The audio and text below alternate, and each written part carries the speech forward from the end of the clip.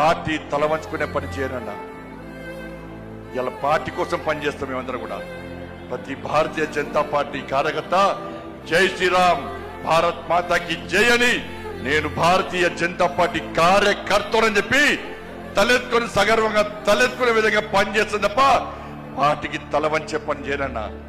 చాతగాని మూర్ఖులు, ధైర్యంగా రాజకీయంగా ఎదుర్కోలేని దద్దమ్మలు ఇలా ఏదో చేసి బండి సంజయ్ని గాని భారతీయ జనతా పార్టీని ఇబ్బంది పడితే నేను ఫామ్ హౌస్ లో ఎలుకని కాదన్నా, ఫామ్ హౌస్ లో ఎలుకని కాదన్నా.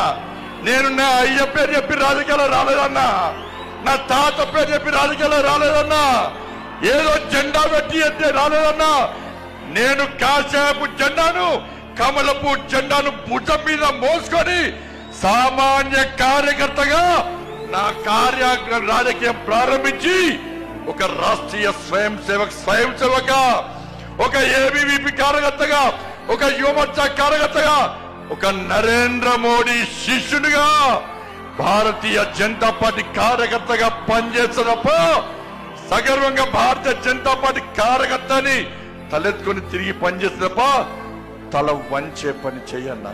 నన్ను నమ్మండి అన్నా, తప్పుడు ప్రచారం నమ్మకండి అన్నా. మా ఎంబడి ఉండండి, ఇక వదిలిపెట్టే ప్రసక్తే లేదు. ఈ రోజు నుంచే మోడీ గారు ఈ రోజు వచ్చిపోయిన తర్వాత ఈ రోజు నుంచే తెలంగాణ రాష్ట్రంలో ధర్మం, తెలంగాణ అభివృద్ధి, ధర్మం ఆధారితంగా తెలంగాణ రాష్ట్రాన్ని అభివృద్ధి చేయాలంటే జై శ్రీరామ్, జై తెలంగాణ, జై శ్రీరామ్, జై శ్రీరామ్. ధన్యవాదాలు. జై శ్రీరామ్, జై తెలంగాణ.